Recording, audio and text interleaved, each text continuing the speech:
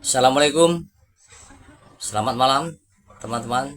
Jumpa kembali di channel Pejuang Asam Lambung Asli, channel edukasi motivasi untuk sembuh dari sakit gangguan asam lambung get anxiety psikosomatis. Kali ini saya akan sampaikan mengenai eh, berat badan turun dan bagaimana cara menaikkan kembali berat badan setelah eh, mengalami sakit gangguan asam lambung get anxiety psikosomatis yang hitungannya bukan minggu bukan bulan tetapi tahun ya teman-teman. Jadi semua mungkin juga merasakan tentang turunnya berat badan. Itu menjadi kebingungan tersendiri bagi teman-teman penderita gangguan sakit asam lambung ya. Kalau saya dulu eh ya turun teman-teman, tapi ya nggak terlalu apa ya, nggak terlalu banyak turun saya itu 3,5 sampai 4 kilo lah waktu masih apa ya, setelah keluar masuk dari rumah sakit itu ya nggak kelihatan kurus banget itu enggak. Jadi berat badan saya dulu sebelum saya terkena sakit gangguan asam lambung get anxiety psikosomatis itu karena apa ya, makan tidak teratur, kemudian kebanyakan ngopi dan rokok itu. Dulu itu berat badan saya itu paling tinggi itu ya sekitar 65 kilogram. Kemudian pada saat sakit gangguan asam lambung itu saya menjadi sekitar 59 ataupun 61 59 lah, itu yang saya ingat tuh 59 teman-teman. Nah, kalau waktu itu saya tidak begitu kebingungan lah. Bagi teman-teman yang bingung dengan berat badannya itu turun, ya itu jangan khawatir, nggak usah terlalu dipikirkan lah. Sensasi-sensasi yang lain saja banyak kok, mikirkan tentang berat badan. Yang terpenting itu fokus pada pemulihan teman-teman, menjaga 3P-nya supaya nantinya sensasi satu persatu itu berkurang. Kemudian masalah berat badan itu mudah teman-teman, nanti di akhir video ini ya, atau di tengah-tengah video ini akan saya sampaikan bagaimana eh, cara menaikkan berat badan itu. Nah, menurut pengalaman saya itu nanti akan saya sampaikan teman-teman. Jadi intinya begini teman-teman, teman-teman yang masih mungkin kepalanya gliyeng, matanya buram blur itu, kemudian dada yang masih sering panas sampai di punggung, perut masih panas sampai di pinggang, kemudian kaki juga masih mungkin di lutut ini sakit, telapak kaki itu seolah-olah itu semacam apa ya, ya intinya untuk nelapak itu semacam apa ya, ada rasa, kadang rasa kayak tebal, kaki semacam semacam besar itu rasanya itu. Nah, itu karena faktor pikiran dan perasaan kita itu yang sedikit ada rasa yang mungkin kurang beres, kita besar-besarkan. Ini ya saya alami, saya bisa menceritakan semacam ini ya, saya sendiri mengalaminya. Nah, mohon maaf teman-teman, ini saya make kaos apa ya, pendek karena habis olahraga ya, olahraga jalan kaki, senam. Nah, itu untuk menstabilkan pikir saya biar berat badan saya itu, justru saya inginnya itu agak turun gitu. Tapi sampai saat ini justru berat badan saya ini naiknya ini menurut saya berlebihan. Nah, teman-teman. Makanya bagi teman-teman yang sekarang ini sedang mengalami berat badannya turun, nggak usah khawatir, tidak masalah, itu tidak apa-apa. Yang terpenting teman-teman ini fokus pada 3P, utamanya pengendalian pikiran, karena 3P itu yang paling sulit ya, pengendalian pikiran itu, pola pikir itu. Kalau masalah pola makan mungkin teman-teman bisa lakukan walaupun memaksa, saran dari para motivator yang sudah sembuh kan, makan sedikit-sedikit tapi sering. Nah, itu dulu saya terapkan. Jadi sampai saya di video awal kan saya dari 7 kali makan itu, 7 kali saya lihat jamnya.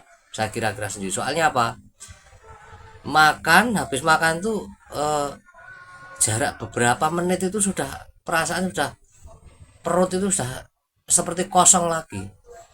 Mungkin teman-teman juga mengalami semacam itu loh. Mengapa kok begitu ya? Karena energi yang sangat terkuras itu karena pikiran kita yang sangat berat sekali, banyak yang kita pikirkan, sehingga itu kan sangat memakan energi. Apalagi makanan-makanan yang kita makan itu kan mungkin gizinya juga berkurang, tidak seperti dulu-dulu karena makan itu serba pilih-pilih kan. Nah, serba pilih-pilih. Jadi ada yang menghindari itu ayam, menghindari sayuran yang bergas. Itu nanti orang lain penyampainya. Pantangan itu banyak sekali, hampir apa ya, kalau kita padukan antara penyampaian si channel ini dengan channel ini, itu nanti kalau kita padukan bisa-bisa kita tidak makan karena ada yang kalau bisa menghindari kol, menghindari brokoli, padahal ada yang menyampaikan brokoli itu sangat bagus, ada yang hindari kangkung, hindari ubi-ubian.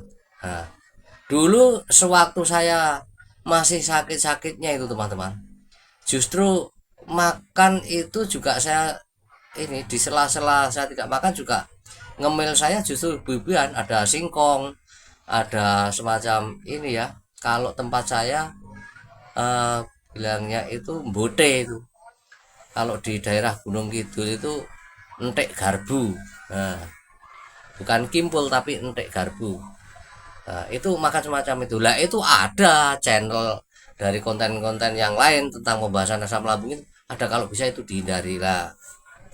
Makanya eh, mantang makanan itu juga boleh-boleh saja, tetapi ya jangan terlalu. Kalau nanti terlalu pilih-pilih, pada akhirnya kita itu juga takut makan itu tadi, menghindari sayuran ini harus diseleksi yang layak untuk kita itu, kita makan, yang tidak ya kita hindari, kan semacam itu. Padahal ada channel yang menyampaikan makan saja semuanya, ketika itu nanti dimakan itu ada semacam sensasi, menimbulkan sensasi, yaitu nanti besoknya tidak dimakan. Nah, itu saya agak sependapat ya, saya juga semacam itu dulunya. Saya jujur dulu itu semuanya hampir saya coba saya makan. Memang pernah saya makan ini ya, makan jagung godok itu. Jagung godok itu malam hari itu rasanya gurih sekali. Lah itu bisa jadi begini teman-teman, mungkin jagung yang saya makan kan agak keras ya, jadi pencernaan yang apa ya, yang masih bermasalah itu dalam mencernanya mungkin terlalu berat juga bisa. Ini analisa saya sendiri. Akhirnya sudah tidak saya makan lagi. Kemudian makan yang katalah nasi yang terlalu lembek, dan waktu itu dingin sekali. Waktu nasinya itu dingin sekali. Di daerah Kabupaten Magetan itu kan hawanya dingin, malam hari itu kan dingin.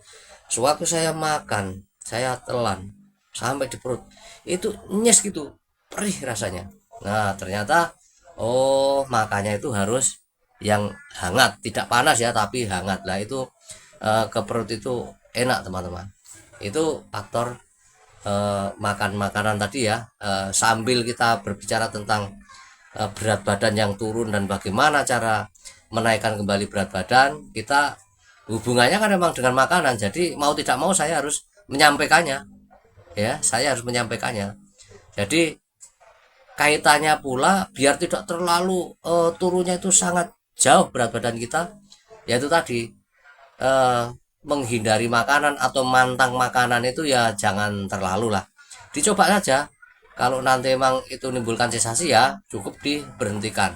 Kalau kita apa ya, nuruti channel-channel informasi-informasi tentang makanan yang dipantang, satu orang dengan orang lainnya itu tidak sama teman-teman.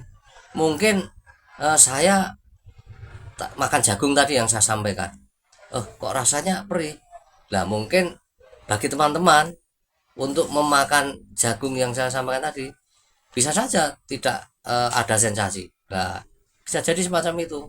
Kemudian yang larangan kalau bisa hindari kangkung, kalau bisa hindari kol karena itu bergas. Waduh lah, ini menjadi repot teman-teman. Padahal waktu saya di eh, opnam di rumah sakit itu sampai 3 kali itu obatnya memang obat lambung ya, tapi makanan yang diberikan ke saya dari rumah sakit itu saya rasa itu ini eh, semacam tidak mengenal pantangan itu. Buahnya kadang juga jeruk, padahal jeruk itu kan asam, ada asamnya. Nah, itu juga waktu itu juga saya makan cuma karena sudah dengar informasi kalau bisa hindari yang asam. Nah itu saya makan tapi tidak semuanya, misalnya satu tidak saya makan semuanya, mungkin seperempatnya lah. Kemudian ayam sudah biasa dari rumah sakit, jatah dari rumah sakit itu saya rasa ya sayuran. Kan di sana kan ada, di rumah sakit itu kan ada ahli gizinya tersendiri. Jadi ada salah satu pasien di sebelah saya. Nah, saya akan mencoba untuk tidak memakannya. Nah, saya justru apa ya, sesama keluarga pasien itu, oh nggak apa-apa itu harus dimakan, ini yang berikan rumah sakit, ini sudah di apa ya, sudah dipertimbangkan memberikan makanan pada pasien-pasien itulah. Tak rasanya juga ada benarnya, ya ada benarnya. Nah itu teman-teman, makanya kaitannya dengan berat badan turun itu ya pertama karena makan kita itu belum bisa merasakan nikmat gitu, makannya itu setengah dipaksa. Kemudian vitamin gizi-gizi di makanan itu juga sangat berkurang karena kita milih-milih makanan itu tadi. Itu ini pengaruh juga untuk akhirnya berat badan menjadi turun. Kemudian makanan yang sudah masuk di perut kita, dicerna, itu kan dikuras oleh energi kita, energi yang utamanya pikiran kita ini kan tidak ada henti-hentinya berpikir, yang utamanya berpikir tentang penyakit. Kapan saya bisa sembuh, saya ini bisa sembuh atau tidak. Pikirannya kan tiap hari hampir semacam itu, jangan-jangan tidak bisa sembuh. Nah, pikirannya kan hampir tiap hari, hampir tiap menit, tiap detik lah semacam itu. Coba bagaimana ini energi ini tidak terkuras oleh pikiran-pikiran yang sangat banyak dan menumpuk itu, ya. Jadi begini teman-teman, barangkali teman-teman yang masih bener-bener sensasinya banyak dan saat ini masih parah-parahnya ya, sensasinya masih banyak dan masih parah-parahnya, fokus saja 3P-nya ini dilakukan secara konsisten. Persoalan berat badan turun ini coba nggak usah dihiraukan, itu nanti juga akan nambah-nambah pikiran loh. Nah setelah nanti sensasi sudah satu persatu itu rontok berkurang, nanti persoalan menaikkan berat badan itu sebenarnya juga tidak sulit. Dulu ya, ini saya sampaikan mengenai berat badan saya itu menjadi meningkat kembali, menjadi justru lebih berat daripada sebelum saya sakit. Memang saya setiap pagi itu minum air putih hangat itu 2 gelas, ya 2 gelas, 2 gelas lebih lah, 2 gelas kopi itu lebih. Kalau gelas yang besar itu yaitu cuma 1 gelas itu pagi dan hangat ya, yang saya minum tuh hangat rutin tiap pagi. Kemudian saya menghentikan merokok total, ngopi rokok saya total. Nah ditunjang lagi saya dalam 1 minggu itu bisa 4 atau 3 kali ngejus daun pepaya, ngejus daun pepaya pahit itu saya minum, jadi saya pahit kalau ini memang membuat tubuh menjadi enak. Nah akhirnya kan nafsu makan ini kan juga sangat besar akhirnya. Nah Itu lakukan teman-teman. Nah, justru sekarang ini ya, berat badan saya ini meningkatnya terlalu banyak, jadi saya juga agak susah. Eh, Berat badan tuh kalau berlebihan tuh kan juga sangat apa ya, tidak nyaman. Jadi saya mencoba untuk menurunkannya kembali, mengurangi kembali. Kalau saya mau diet, nah itu kan namanya saya ini masih menjaga makanan tuh. Saya sangat rutin sekali di tengah aktivitas. Kadang saya ngonten di tengah-tengah aktivitas itu, saya juga bawa bekal makanan walaupun tidak banyak. Kadang juga singkong, kadang juga pisang rebus yang kepok itu direbus, dan itu tiap hari jujur saya sampaikan teman-teman. Nah, itu akhirnya berat badan saya itu sekarang ini kan 100, kok 100 ya, berat badan saya itu 75, padahal dulu dulu itu paling paling banyak itu 65. Kemudian sakit sakit itu turun menjadi 59, kemudian 60. Nah, setelah eh, waktu pemulihan, yaitu tadi yang saya lakukan, minum air putih setiap bangun tidur hangat. Teman-teman coba, silakan dicoba, tapi tidak hanya satu dua kali terus sampai saat ini pun saya sudah semacam ini. Saya eh, minum air putih hangat itu rutin sekali. Kemudian eh, jus daun pepaya itu tadi, akhirnya makan menjadi enak teman-teman. Lah, menghentikan rokok total itu dan ngopi, padahal ya teman-teman, kalau di kiri kanan saya ada orang merokok itu saya masih ini masih rasanya kayak kepingin, kayak baunya itu masih bisa merasakan nikmatnya rokok. Tapi ya udahlah, karena salah satunya menghentikan rokok itu juga bisa saya rasakan awal-awalnya juga. Biasanya kalau pagi berlendir, ini sudah tidak berlendir ya teman-teman. Nah, iya teman-teman. Jadi waktu saya masih dirawat di rumah sakit itu, ini ya tidak begitu kelihatan kurus gitu, tidak. Ini dipikir nanti saya mengada-ada ya. Ini buktinya. Ini 3 kali saya masuk rumah sakit ini. Ini yang pertama, ini yang ketiga, ini sudah, yang ketiga sudah kurus, cuma saya nggak menyimpan fotonya. Itu teman-teman. Jadi saya nggak bohong, nggak saya buat-buat, memang kan kenyataannya semacam itulah. Sekarang ini sudah beraktivitas segala macam saya sudah lakukan. Makanan, semua makanan sudah saya makan. Walaupun kalau sambal itu juga tidak sampai yang pedas gitu, tidak. Kadang yang tak suruh nyambal atau saya nyambal sendiri itu ya cabai yang besar itu kan nggak seberapa, ini nggak seberapa pedas ya teman-teman. Walaupun agak sedikit banyak tapi nggak seberapa pedas, karena sambal itu kan nikmat ya teman-teman. Sewaktu kita sakit kan bener-bener dihindari.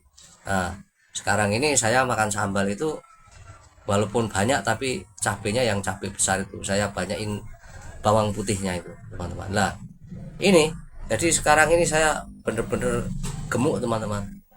Cuma ya itu tadi, terlalu gemuk itu juga tidak nyaman. Saya pinginnya kan saya turunkan. Kapan hari itu saya sudah nimbang lagi, sudah bisa agak turun, sudah berapa itu, eh, 73. Ini saya sudah senang sebenarnya. Nggak tahu lagi ini kelihatannya kok eh, baju-baju saya ini kan sekarang banyak yang nggak muat ya teman-teman. Itu jadi teman-teman yang masih berat badannya itu turun, nggak perlu dipikirkan, itu nggak ada masalah itu.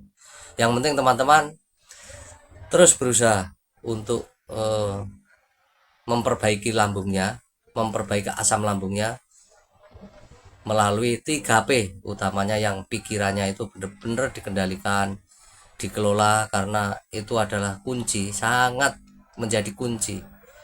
Walaupun itu sudah makan, minum air putih yang saya sampaikan tadi, berhenti merokok, kalau pikirannya itu juga masih sangat berat, masih sangat banyak ya.